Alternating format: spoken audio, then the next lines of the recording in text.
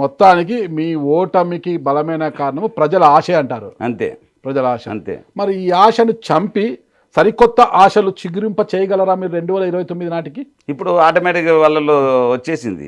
ఏమొచ్చింది? అయ్యా సూపర్ 6 లేదు, డూపర్ 6 లేదు, అంత గ్యాస్ లేదు, అంత గ్యాస్ లేదు, కొట్టేదల్లా గ్యాస్ కొట్టినారు, మాకు బాండ్లు ఇచ్చినారు, మోసం చేసినారు, ఉచిత బస్సు అన్నారు, దాని ఆఖరు స్టేట్ అన్నారు, దాన్ని జిల్లాకు తెచ్చినారు, ఆఖరుకు కొత్త జిల్లాలకు తెచ్చే పరిస్థితికి వచ్చింది. అంటే మేము పక్కన మంత్రాలయం కూడా పోలేము. పాత జిల్లాని ఇస్తే కనీసం మంత్రాలయం పోవచ్చు. నేనైతే నాది మరీ విచిత్రం.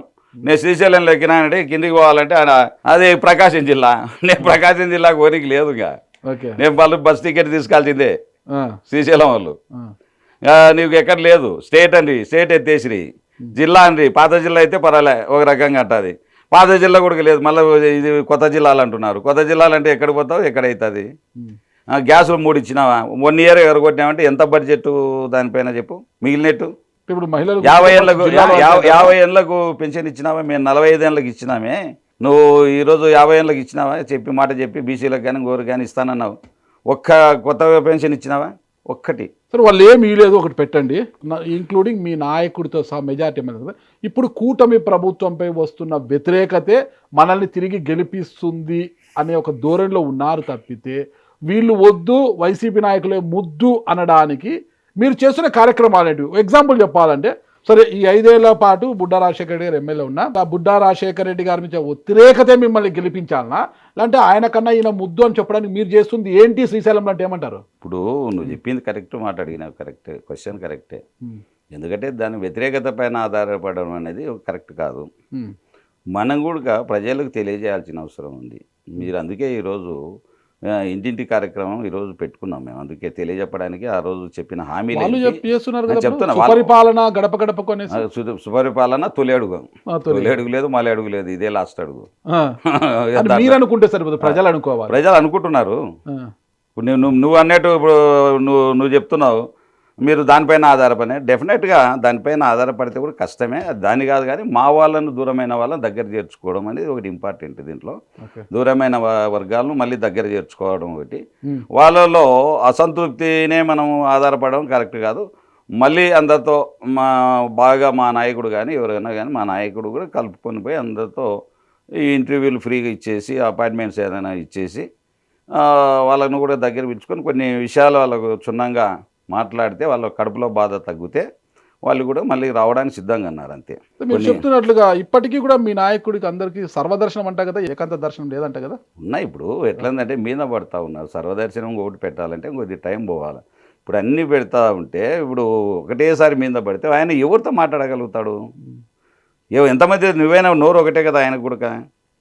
నోరు ఒకటి నీకు 1000 మంది వచ్చి నిలబడితే ఎట్లా చేయగలుగుతారు? అది ఏంటంటే ఇంకా కొంత టైం తీసుకుంటా ఉన్నాడు. మెల్లిగా నువ్వు చెప్పిన ప్రకారము వాళ్ళకు కూడా మెయిన్ లీడర్స్లో కూడా అపాయింట్మెంట్ ఇస్తున్నారు. అవి కూడా జరుగుతూ ఉన్నాయి. దీని ఏంటంటే ప్రాపగండ, తెలుగుదేశం వాళ్ళది ప్రాపగండ పెద్దది, మాది చిన్నది.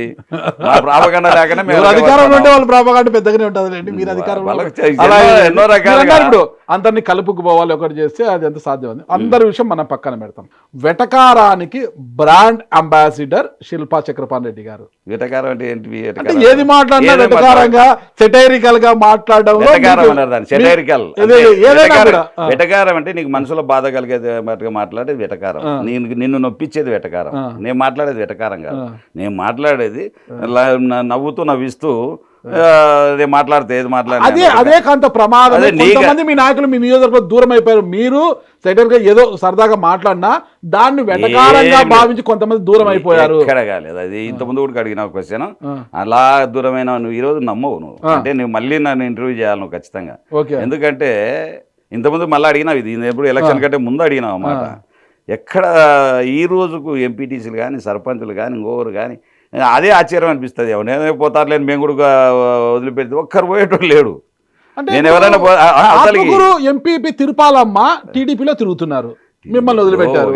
అదే జెడ్పీటీసీ శంకర్ రెడ్డి గారు మీ పార్టీలోనే ఉన్న మీ దగ్గర రావడం లేదు. శంకర్ రెడ్డి ఇప్పుడు జెడ్పీటీసీ రావడం లేదంటే నువ్వు మననే కావాల్సింటే జయంతి రోజు చూడి ఉండడం లేదో అది ఎస్ జయంతి కాదు అందరూ సమానంగా నలుగురు నారాయణ అది పెట్టారు. కాదు అదేంటివి ఇదేంటి ఇది ఎట్లా నువ్వు కాదు ఈయనన్నాడు మొన్న జగన్మోహన్ రెడ్డి మా దగ్గర అందరి నాయకులను జెడ్పీటీసీలు ఎందుకు పిలిచినప్పుడు ఆయన వచ్చినాడు. ఉంటారబ్బా చిన్న చిన్న విషయాలలో ఎందుకుంటారు వాళ్ళు ఉండేది. తిరుపాలం ఎందుకు దూరం అయ్యారు మీకు అసలు? టీడీపీలో ఎందుకు తిరిపేలం ఇప్పటికి మాట్లాడతానంటే మైక్ పెడతా, పెట్టండి, మైక్ పెడతా, నాకు నంబర్ ఇవ్వండి, నేను మాట్లాడతా. మాట్లాడు, నా ఫోన్ తీసుకురండి, నువ్వు తిరుపతి మాట్లాడు, మొత్తం తప్పేం లేదు, మీరు మాట్లాడు. మాట్లాడదు, నేను నా ఫోన్తో నువ్వే చేస్తాను. మాట్లాడబ్బా, నీకు నంబర్ ఇవ్వద్దా? నాకు నంబర్ ఇవ్వండి, తిరుపతి నంబర్ మొత్తం ఇవ్వద్దా? మాట్లాడతాను. మాట్లాడు. నాకు పాపం ఆ అమ్మాయి ఏంది చాలా మంచి అమ్మాయి, నువ్వే మాట్లాడు. నేనే మాట్లాడతాను. మాట్లాడేదమ్మా ఎందుకు దూరంగా అన్నావు అని ఆయనకు పాపం ఇబ్బంది పెడుతున్నారు. పాపం ఆ డబ్బులు వచ్చినాయి, ఆమె డబ్బులు కూడా వాడుకొనియడంలే, ఎండి వాళ్ళు ఇబ్బంది పెడుతున్నారు. నంబర్ చెప్పండి నాకు. చెప్తా ఇప్పుడు చెప్పనీకే తీసినది నీకు. నేను ఏది విన్నా ఫ్రాంక్ అంట, నేను ఎవ్వని హేళనగా మాట్లాడేది అట్లాంటివి ఏముండవు, ఊరికి తమాషా జోకులు వేస్తా కానీ 778056 నిన్న కూడా మాట్లాడినా, ఒక వారం కింద కూడా మాట్లాడినా. సార్ ఇట్లా వాళ్ళు ఇబ్బంది పెడుతున్నారు సార్ అని. అమ్మాయి భర్త చనిపోయినాడు ఈ మధ్య రావడంలో. సరే నేను కూడా పొమ్మంటున్నా, ఎందుకు ఇబ్బంది పెట్టడం, ఎందుకు ఇల్లమ్మ పని జరుపుకోండి అని చెప్తున్నా. ఎవరైనా పోతామంటే కూడా పోమని చెప్తున్నాను. గవర్నమెంట్ ఉంది కాబట్టి కొన్ని ఏదో ఇబ్బందులు పెడితే ఎందుకు తట్టుకోలేని వాళ్ళు ఉంటారు పాపం, వాళ్ళని ఎందుకు ఇబ్బంది పెట్టాలా? ఓకే, పొమ్మని కూడా చెప్తాను. నంబర్ ట్రై చేయలేదు, మళ్ళీ ట్రై చేస్తున్నాం. మళ్ళీ దట్ ఈజ్ చక్రపాణి రెడ్డి అంతే అంతే అంతే. That is Chakrapani Reddy. తగ్గేదిలే, తగ్గేదిలే, అవి పాత డైలాగ్. కొత్త డైలాగ్ ఏంటి? అంతే. ఓకే, హలో హలో అమ్మా, నమస్కారం అమ్మా. నమస్తే సార్.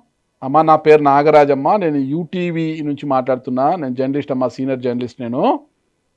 చెప్పండి సార్. అమ్మా బాగున్నారా? తిరుపలమ్మ గారు మాట్లాడేది, ఆత్మకూరు ఎంపీపీ. అవునవును సార్. అమ్మా బాగున్నారా? బాగున్నాను సార్. ఏంటమ్మా విషయాలు, ఎలా ఉంది ఆత్మకూరు అంతా? నేను కొంచెం బిజీగా ఉన్నాను సార్, మళ్ళీ చేయాలి. ఏంటమ్మా ఒక్క నిమిషం అమ్మా, ఏంటమ్మా మీ మాజీ ఎమ్మెల్యే శిల్పా చక్రపాణి రెడ్డి గారు బాగున్నారా? బాగున్నాను. నేను ఇక్కడ గ్రామ సభలో నన్ను మళ్ళీ చేస్తాను. అమ్మా మీరేం టీడీపీలో తిరుగుతున్నారంట కదమ్మా, టీడీపీలో చేరారా ఇప్పుడు? సార్ నేను కొంచెం బిజీగా ఉన్నా, మళ్ళీ చేస్తా. గ్రామ సభలో మీటింగ్ లో ఉన్నాను. అమ్మా ఓకే అమ్మా, ఓకే తర్వాత కనిపిస్తాను. రైట్ అమ్మా. గ్రామ సభలో ఉందంట వాళ్ళకి, తొలేడుగు ఉంది కదా దానికి పోయింటారు. మరి అదే కదా, ఇప్పుడు గ్రామ సభలు తొలేడుగు అంటే ఆమె టీడీపీలో ఉన్నట్ట, మీ వెంట ఉన్నట్ట? దానికి సంబంధం లేదు. ఆమె ఎంపీ పిలిచాల్సిందే, వాళ్ళకు ప్రోటోకాల్ కదా. ఆ ప్రోటోకాల్ ఎక్కడ పిలవడం లేదు కదా, పోతారు వైసీపీ వాళ్ళని పిలవట్లేదు కదా ఇక్కడ. పిలిచేసట పిలుస్తున్నారు, పిలవసట పిలవడంలే, వాళ్ళ అధికారులు పిలుస్తున్నారు, వీళ్ళు పిలవడంలే, అధికారులు పిలుస్తున్నారు.